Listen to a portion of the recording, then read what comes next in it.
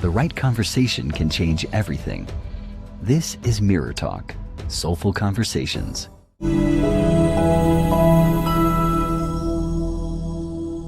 In this episode, we'll learn how to live limitless and become fearless with the help of an entrepreneur, author, podcast host, and sought-after yoga teacher. Welcome to the show, Yogi. How are you doing? I'm doing great. Thank you so much for having me on your show, Toby. It took a while for us to get here, but we are here. Yes, we are finally here, and I'm super glad and happy that you're here today. We're speaking from different parts of the world, but yes, we're making it happen with the power of technology. And, I would just love us to start straight out with your transformational journey. Like, I was preparing for this conversation and reading about you, going through everything that you've done. And I was quite impressed by, the journey you've gone through, journey from the wilds of Canada, moving to New York City, moving to where you are right now, to in the world. So would you like to a little bit of that with us? Yeah, sure. I mean, my journey is quite extensive. So if there's something you want to know more about, just let me know as I talk a little bit. But my yoga journey started when I was around 18, and I was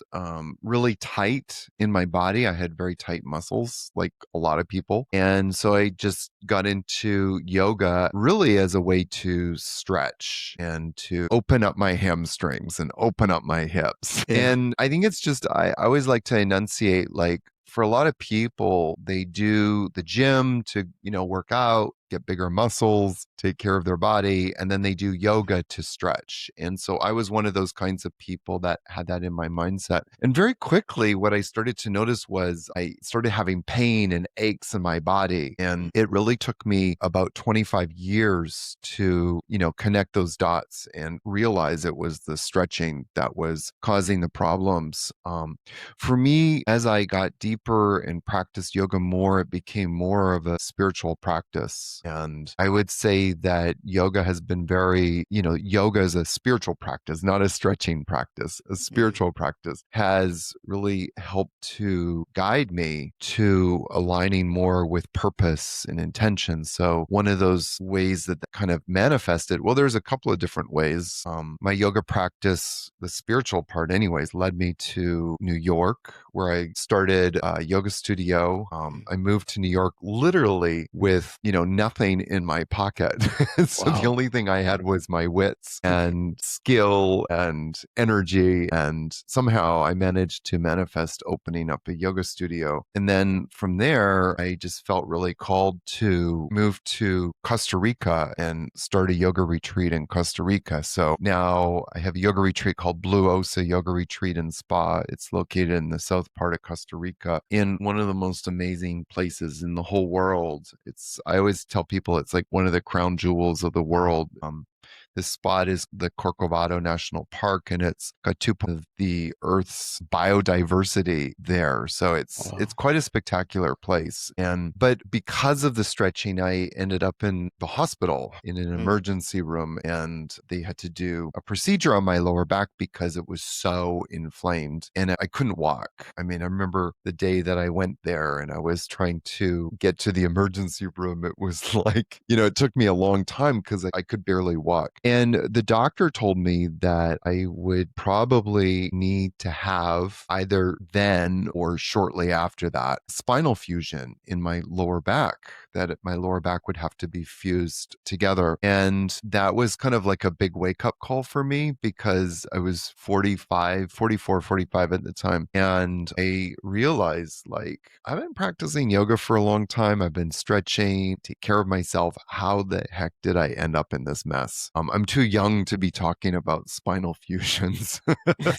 And so that's when it kind of propelled me into kind of like learning about my body and understanding the purpose of muscles and what muscle function is, and also exploring the reason why muscles are tight and what is that muscle tightness about and how do we deal with muscle tightness. So that's my journey in a nutshell. Thank you so much. Thank you so much for sharing that. Like, that was very important for me to hear and for the listeners out there to hear, just to know the motivation behind you going into yoga and what that's all about and how that has helped you so far also. My first question from your story is you talked about yoga being spiritual also. And I, as a person, I've never practiced yoga before, looked into it. So can you explain the spiritual side, the physical side to it, and the fundamentals basically of yoga? Well, I think that there's many aspects of yoga that makes it spiritual. At a very basic level that many of us have, for example, bad habits. And so,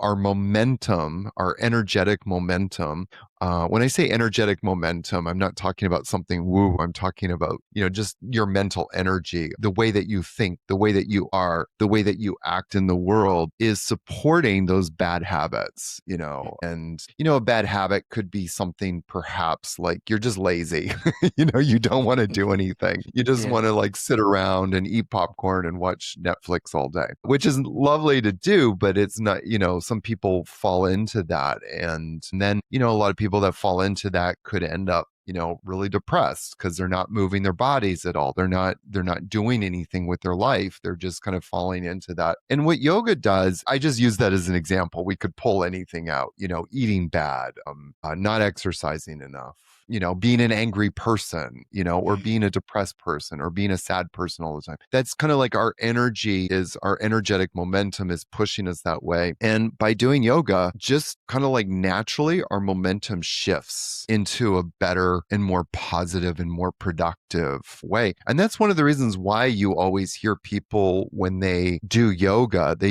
their life starts to shift. Their life starts to change. They feel better. They have different perspectives. And that's because their momentum shifts. And so, and by the way, one of the precursors to this momentum shifting is breath. And so an Aaronism, if you will, is if you change your breath, you can change your life. And it's a very cool idea. Like all I need to do to change my life is to change my breath. And that's part of the reason why, because you just shift your momentum. But at a much more profound level, the Yoga Sutras the teachings of yoga open up and say, hey, we all have intrinsic wisdom. The wisdom of the universe is within us. And we have a purpose and we have the potential to manifest that purpose.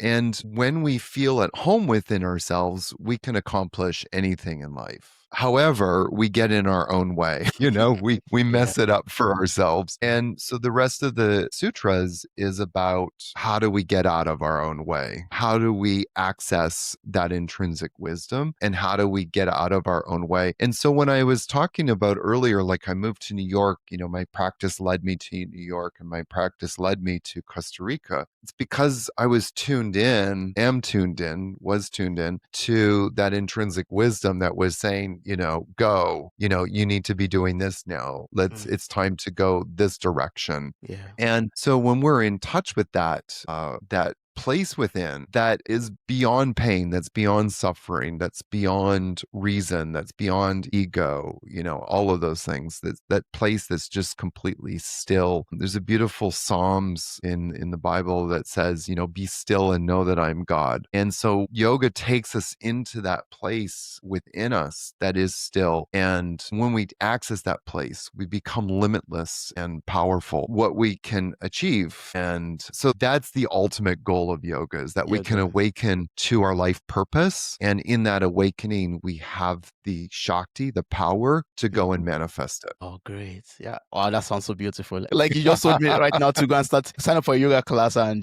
get aligned myself. And yeah, that sounds good. But, you told me, you live in Germany. I have a great student in Germany. So if I can hook you up and if you do classes with her, it's like being connected with me. So, oh yeah, please link us up. That'll be great. That'll be awesome. Yeah. While preparing for this conversation, I was like, yeah, I know yoga is basically about stretching, right? Yeah. It's about, different movements that you make with your body and make different. Like I was looking at pictures of you two stretching. I was like, oh wow, these are wonderful poses.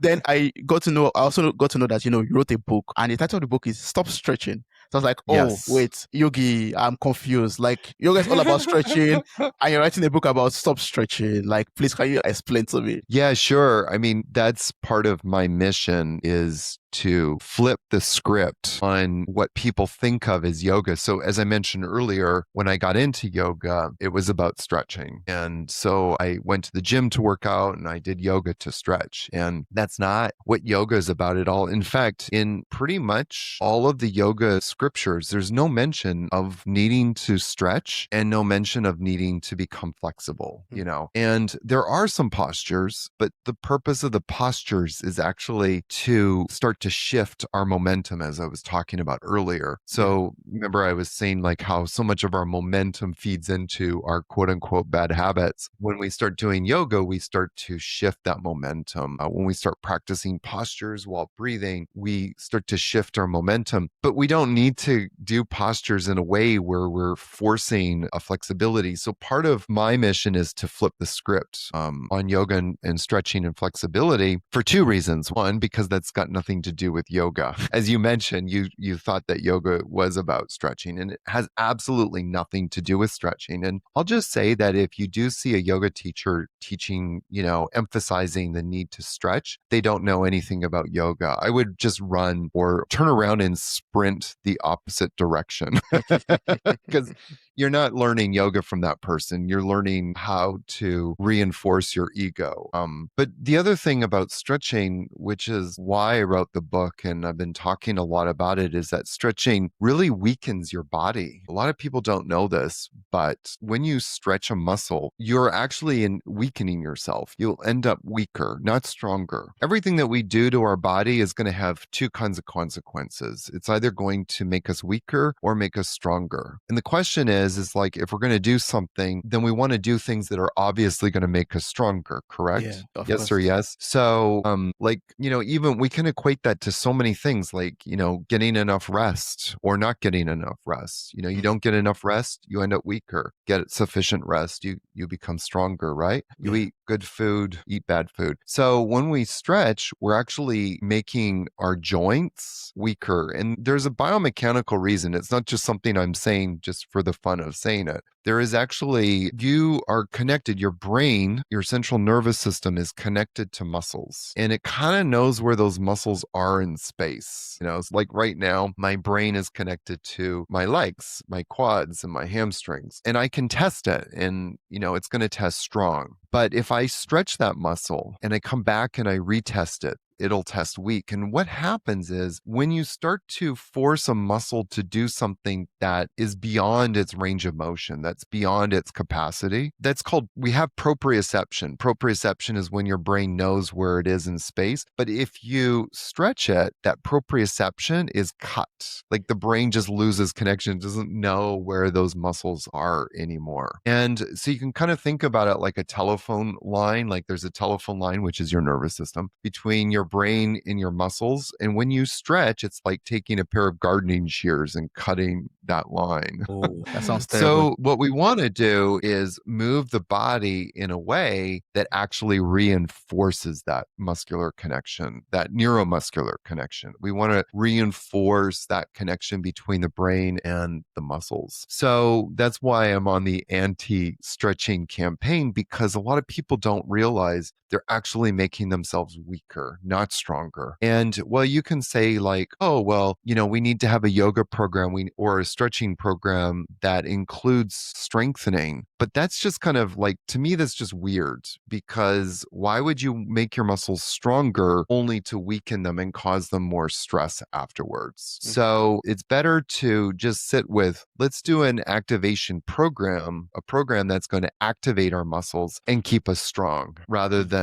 getting them up and then bringing them back down again. I mean, on the internet or even for my workouts also, like I read a lot about you breaking down the muscle cells and then, you know, through protein and intake of, you know, different nutrients, you build back the muscles and then they become bigger, basically. That's the idea I have in my head. But it's like, that's not the way to go about it, right? That you're doing. So when you're working out in the gym, that's not equivalent to what I'm talking about. What I'm talking about is so when you're turning on a muscle, when you want to turn on a muscle and make those muscles activated, that's the word I like to use, is activated. Some people kind of say stronger, but then as soon as you say the word stronger, I mean, if the muscle is activated, you're going to get stronger. But if you're just thinking of strength, a lot of people equate that to like like lifting weights and that sort of thing. And so that's not exactly what we're talking about. But the way to activate muscles is through isometrics. So, just a simple isometric is if you bring your arm up and you flex your bicep and you bring your hand close to your shoulder and just hold it there for 6 seconds and kind of engage the bicep and then release it and then do that again and do that 6 seconds, 6 times. That's a very simple idea. Another one that you could do is one of my favorite poses is called Superman pose, where you're on your stomach and you lift your legs and your chest off the ground as high as you can, keeping your legs straight. And so that's to engage the muscles of the lower back. And that's an isometric. So if you do that 6 seconds and then come down and repeat it for a total of 6 times, that will start to engage the lower back muscles. And so if a lot of people do exercises, but they're not, a lot of times people don't exercise properly or they exercise too fast. And so a lot of isometrics are done slowly and methodically rather than, just moving your body around or quickly, doing a set of dumbbells as fast as you can. This is slowing it down. And so to create that engagement in the muscles. And as we do that, biomechanically, what happens is the muscles send, the nerves at the end of the muscles send a message to the brain in form of gamma motor neuron coactivation. Say that 6 times really fast. And then the central nervous system sends a message back to the muscles saying, hey, contract. What stretching actually does, if you start to stretch a muscle enough, that gamma motor neuron coactivation actually starts to go down. And so a muscle, if you stretch enough, a muscle starts to lose its ability to contract properly. A muscle loses its ability to contract and contract on demand. And if you take a look at a lot of people that play sports really seriously, almost any kind of sport, but let's just pick on gymnasts for a moment. If you look at like the starting lineup of gymnasts who really stretch their bodies a lot, I think we can agree with that. They passively overstretch their bodies to get into, ranges of motion. If you look at the starting lineup of a lot of gymnasts, a lot of them are wearing bandages. They're wearing shoulders, things for the shoulders, their elbows, their wrists, their knees, their lower, they've got braces for their lower backs. Why? Because they've overstretched and those muscles are no longer supporting the joints of their body properly. Ooh. I see. Wow, that's interesting. I never thought about it that way. Yeah, that's true. But the cool thing, Toby, is that we can get those muscles back working again. We just need to improve that proprioception, that gamma motor neuron coactivation, that connection to the central nervous system loop. And once that's back working again, they have stability. And so when you don't have stability, you have stress at a joint. The manifestation of stress is inflammation, and inflammation is what gives you pain. So if you can bring stability to a joint, the inflammation goes down and you don't have pain anymore. So we can flip the script on pain like that. It's like literally like snapping your finger. You can get rid of pain very quickly. Wow.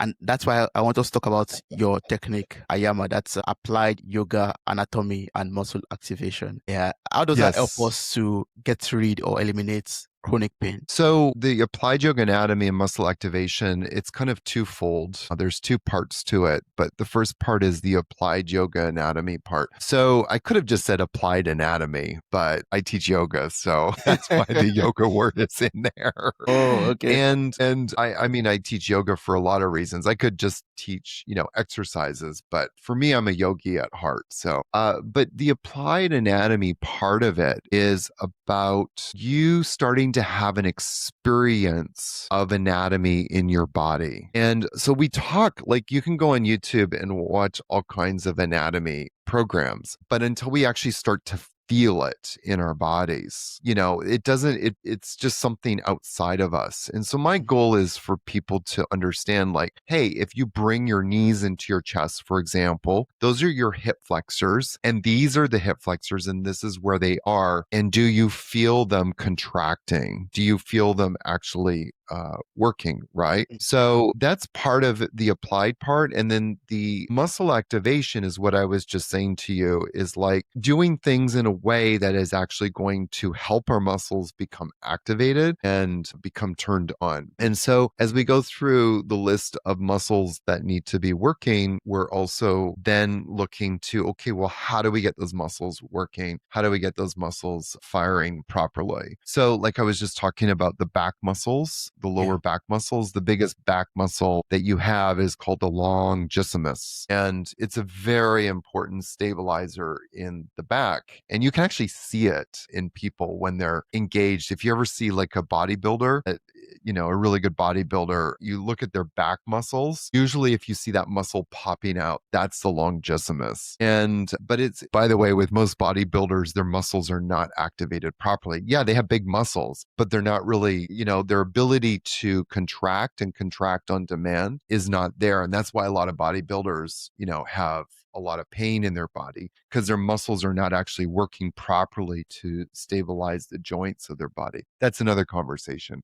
But if you come up into like that pose, that Superman pose, you're lying on your stomach, you lift your legs and you lift your chest off the ground. That muscle, the longissimus, is now shortening. It's coming into a shortened state, contracted state, and you hold that for 6 seconds and you repeat it 6 times. That's going to reinforce this kind of feedback loop between the muscle and the central nervous system. And so that will improve that muscle's ability to contract and contract on demand properly, which then of course gives you stability in your back. So that's what we're looking to do. As I mentioned earlier, when you don't have stability in a joint, you don't have stability in your back, your shoulder joints, your elbows, your hips. One of the biggest common complaints people have about pain is pain in their lower backs, which is joints, right? The vertebrae, or their hips. And so the pain is always the result of inflammation. And inflammation is always the result of stress. So if we can decrease the stress by creating more stability, that the muscles are actually doing their job properly, as soon as the joint is stabilized and not experiencing stress, the inflammation goes away. So that's the connection in how we become pain-free, is getting our bodies to start working, our muscular system to start working properly. Oh, yeah. So we have to thrive towards having that stability, muscular stability, and that involves getting rid of the inflammation, and also that means, getting rid of the stress in our muscles. Yes. Yeah. And so muscular stability is muscles that can contract and contract on demand. So if I test a muscle from a relaxed state, and I apply an outside force to it, that muscle should immediately respond and be able to contract right away. And most people don't have that. A lot of people are walking around with muscles that are asleep. And so what we want to do is start to get those muscles working properly. And by that, again, I'm going to say it one more time, they can contract and contract on demand. Oh, lovely. So next time I'm looking into yoga, I'm going to pay attention to that also. Ensure that I'm not placing stress. I have a lot of videos that are on YouTube. People can get them for free, of course, and start using them. But I go through a lot of different exercises, and those exercises target different major muscles. And so we want to get the major muscles working, and being able to have that ability to contract and contract on demand. Because if we don't, then we start, I think you work out, Toby, you do some bodybuilding a little bit, and like as a bodybuilder, for example, how many bodybuilders, I don't know if you have this problem, but how many bodybuilders have pain in their shoulders, and, you see bodybuilders, for example, like doing a bench press, and they're like, we're going to put on 200 pounds, 250 pounds, 300 pounds, and they really hurt themselves. They can lift it, but they're really hurting themselves afterwards. They have pain in their shoulders, and sometimes that pain develops into chronic pain, but they just take anti-inflammatories or pain pills and maybe,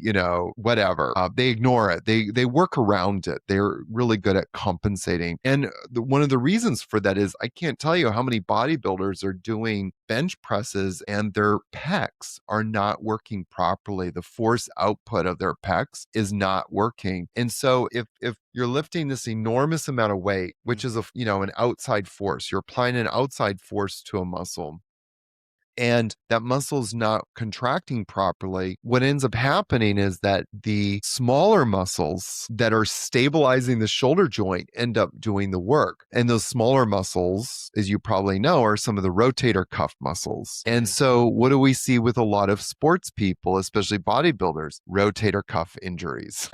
Why do they have those rotator cuff injuries? Because the bigger muscles, aka the pecs, for example, or the trapezius, the serratus anterior, these muscles are not contracting and contracting on demand. So when you apply that outside force, those muscles are actually not doing anything. So what's stabilizing the joints? Rotator cuffs and tendons, connective tissue, which is not a good thing. No. That will cause a lot of stress basically for the joints. Yeah. Yes, a lot of stress. Wow. You just took us back to biology class again with all of the names of the muscles and all of that. Yeah.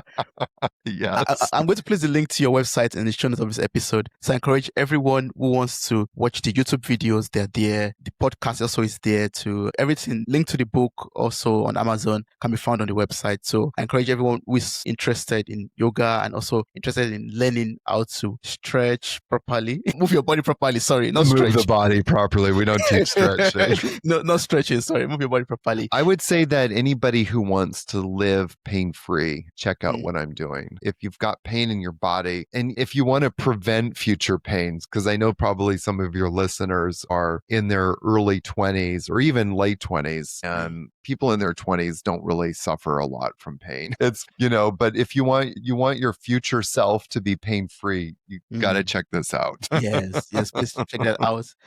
One question I would still love to ask is from, your story, basically. You talked about yoga helping you to, find or discover your life purpose, helping you to create the life that you love and, helping you to live your dreams, basically. So I would love to know how that works, like from your own personal journey and your life also. How was it like, finding your life purpose and living your dreams? So your question is how to find out what your life purpose is? Is that your question? Yes, that's my question. And coming from your own personal experience. Well, first of all, when we talk about life purpose, some people confuse the idea of life purpose with, doing something big. Like, my life purpose is I think it's to work in a soup kitchen or to, help poor people in another country or to open up a homeless shelter or something like that's not really life purpose. That's sort of you manifesting your life purpose. But what your life purpose is, something deep within you. So some people's life purpose,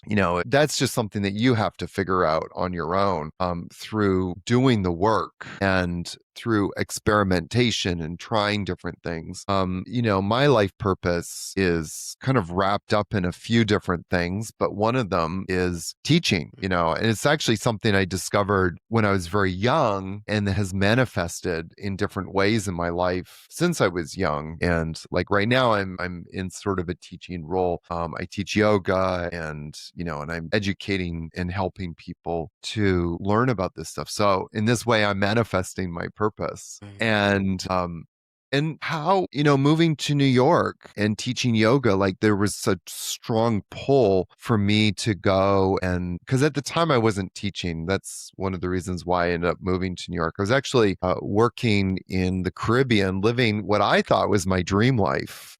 I was living in the Caribbean. I was practicing yoga on this, Caribbean beach. But I wasn't happy. I wasn't content. There was something inside of me that was stirring up. And I just kind of sat with those feelings for a while. I did my practice. I practiced stillness. I did my yoga practice. I was practicing breathing. And there was moments when I got clarity. It's like, I call them sometimes spiritual downloads. And I believe that we're all getting spiritual downloads.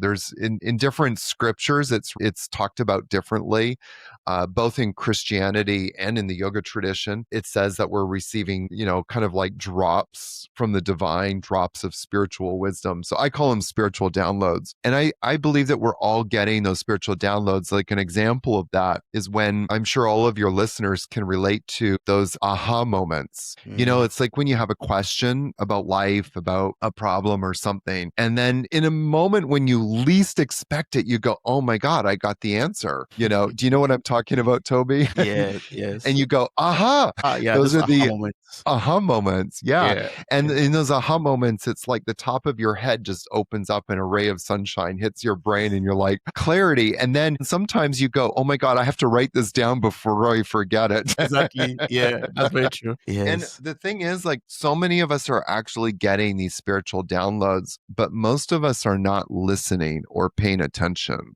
Or we just dismiss them. And so, I just made a documentary, worked with a filmmaker, made a documentary about my life. It's about 15 minutes. But the title of the documentary is called, Doorways That Open. And the reason for that is because I am where I am now because I acknowledged and see those doorways that open, those aha moments. And it's like, the universe opens those doorways, but most people either don't even they've got their blinders on, so they don't allow themselves to see those doorways that open.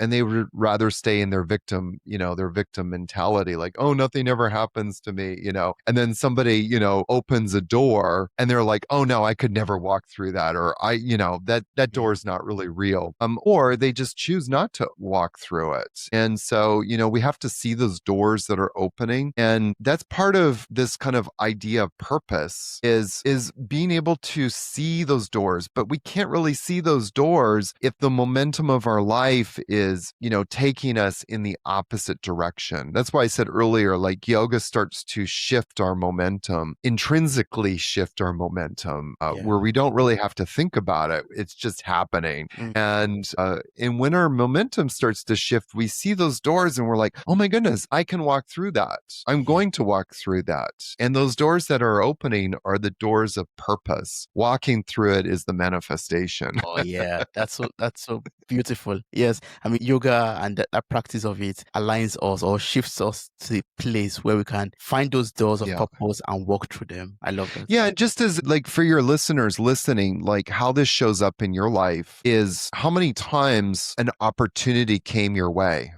Hey, come and travel with me for 3 months. We're gonna, I'll pay for everything or whatever. Or this incredible job opportunity comes up or something happens. And how many times have you just said, oh no, I can't, I call him Mr. I can't, comes up, or that's impossible, or I couldn't, and we just go on into the hamster wheel, back into the hamster wheel of our life. Like we just don't want to get off that hamster wheel. We don't want to step outside the box because it requires us to take a chance. Yeah. And so how many times does that happen?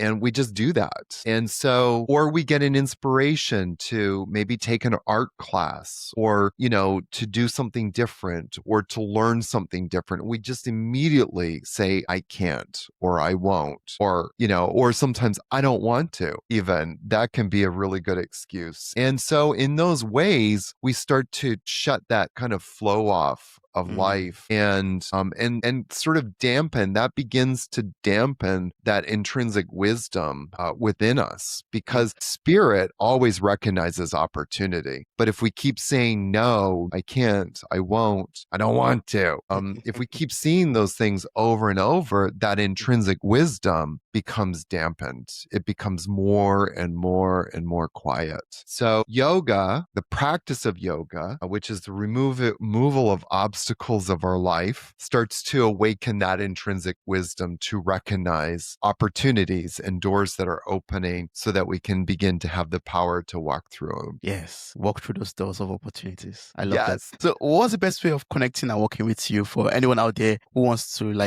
get across to you directly, maybe engage in one of your services or the other? Yeah, sure. People can go to Yogi Aaron, that's YOGIAARON. They can access a lot of free stuff. I have the 7 Days to Becoming Pain-Free series, which is a free, offering. They can access my YouTube channel. They can access book and, podcast, everything from that place. And I've also just started to release an applied yoga anatomy and muscle activation certification course that's also online as well. So there's a lot there, and people can gather that, in those places. Yeah, great. Once again, link to your websites will be in the show notes of this episode. Everyone could just click on the link, copy the link, and get across to you. Thank you so much, Yogi. I appreciate this wonderful conversation. Thank you for enlightening us about yoga, stretching, and moving our body, muscle activation, and how to, discover our purpose through that. Thank you so much. Thank you so much, Toby. It's a pleasure to meet you, and I hope this inspires you to dive into the world of yoga a little bit, but not stretching. Not stretching, not stretching.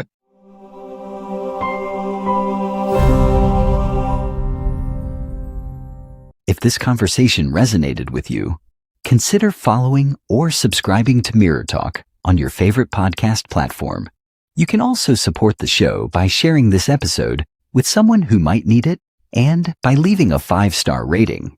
It helps these conversations reach more people who could benefit from them. Thank you very much.